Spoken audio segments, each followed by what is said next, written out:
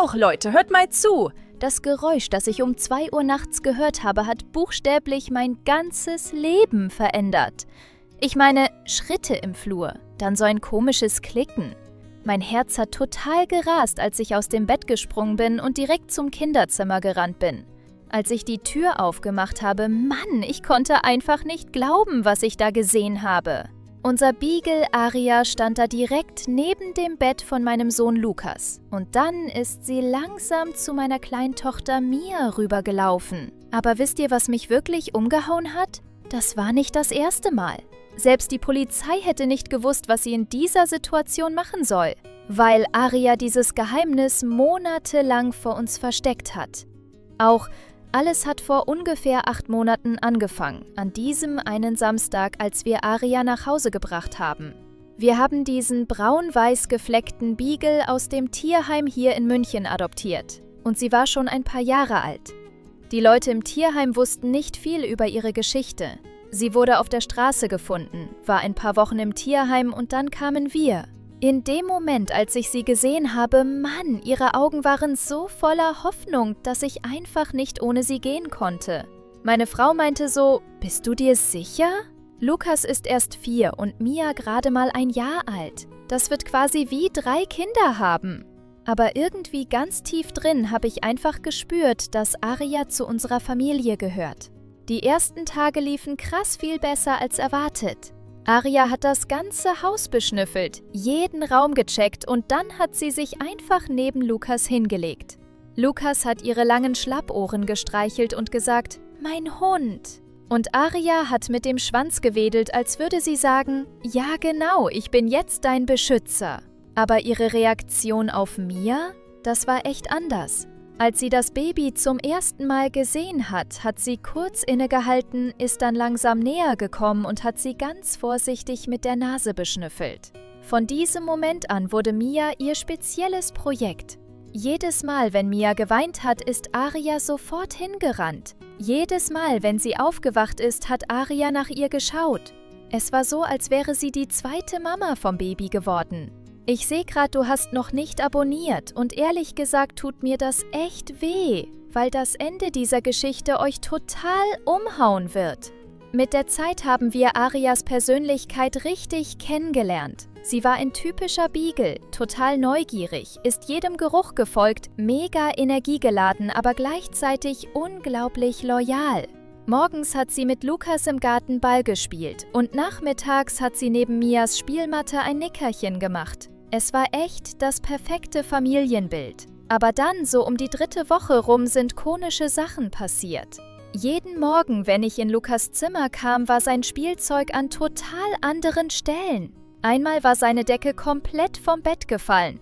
Ein anderes Mal stand die Tür ein Spalt offen. Gleiches Ding in Mias Zimmer. Die Kuscheltiere neben ihrem Bettchen waren umgeordnet und ihre Decke war auf seltsame Weise weggezogen. Meine Frau und ich haben drüber geredet. Ich so, vielleicht haben die Kinder einfach gespielt. Sie hat gescherzt, oder du schlafwandelst. Keiner von uns hat es ernst genommen. Ich meine, es war ja nichts Gefährliches los und die Kinder sind jeden Morgen fröhlich aufgewacht. Aber Arias Verhalten hat sich verändert. Nachts wirkte sie unruhig. Wenn wir alle ins Bett gegangen sind, konnte sie sich einfach nicht beruhigen. Und morgens war sie total erschöpft, als wäre sie die ganze Nacht rumgerannt oder so. Eines Morgens kam Lukas zu mir und sagte, Papa, Aria hat mich letzte Nacht beschützt. Ich habe es einfach abgetan. Ja klar, Kumpel, Aria beschützt uns alle, habe ich gesagt und durch seine Haare gewuschelt. Aber ehrlich, ein kleiner Teil von mir wurde echt neugierig.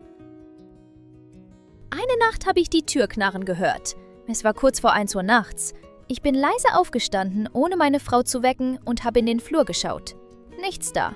Am Morgen die gleiche Geschichte. Aria sah müde aus. Die Kinder waren fröhlich. Jetzt war ich nicht nur neugierig, ich habe mir echt Sorgen gemacht. Was geht nachts ab? Haben meine Frau und ich besprochen. Sie meinte, vielleicht gibt's ein Problem und wir wissen einfach nichts davon. Wir haben beschlossen, entweder heimlich die ganze Nacht wach zu bleiben oder eine Überwachungskamera aufzustellen. Die Kamera schien cleverer, aber ich konnte nicht warten. In der Nacht bin ich um 11 ins Bett, aber habe nicht wirklich geschlafen. Meine Augen waren halb zu, Ohren voll auf Empfang. Aria lag in ihrer Ecke und sah aus, als würde sie schlafen. Alle sind eingeschlafen, das Haus wurde still. Als es 1:30 Uhr war, hat Aria sich bewegt. Erst hat sie den Kopf gehoben, sich umgeschaut. Dann ist sie langsam aufgestanden. Das war keine typische Beagle-Neugier, das war gezielter, zweckmäßiger. Erste Station, Lukas Zimmer. Sie hat die Tür mit der Pfote aufgedrückt und ist reingeschlüpft. Ich blieb im Bett, hab einfach nur zugeschaut. Ein paar Minuten später kam sie wieder raus und ging diesmal zu Mias Zimmer.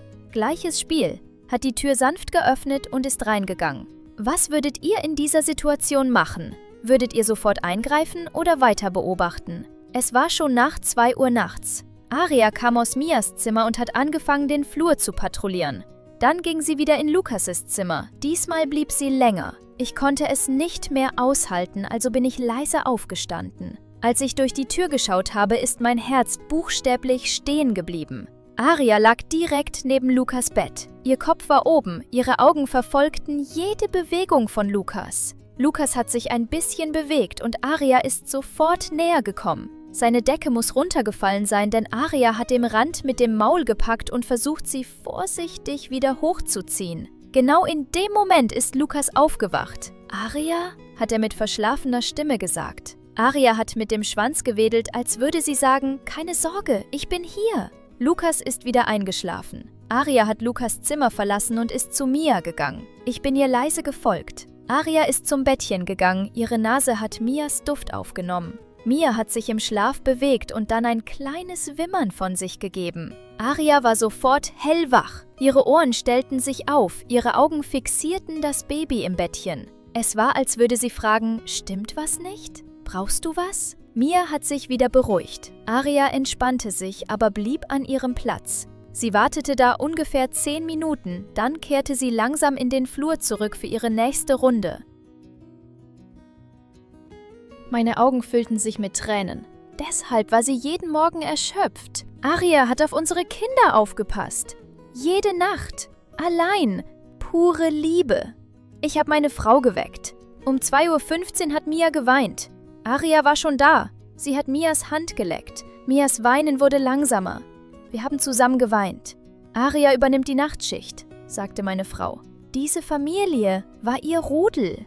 Am Morgen haben Lukas und Mia sie umarmt. Ich habe Danke gesagt. Von diesem Tag an haben wir Aria ihr Ding machen lassen. Wir haben ein Bett in Lukas' Zimmer gestellt. Heute ist Lukas 5 und Mia 2. Aria ist ihre große Schwester. Ihre Heldin. Hunde sind Familienmitglieder und Beschützer. Auch, was denkt ihr? Beschützen Hunde instinktiv? Lasst uns in den Kommentaren reden. Manchmal kommen Helden mit 4 Pfoten und einem endlosen Herzen. Aria ist unsere Heldin.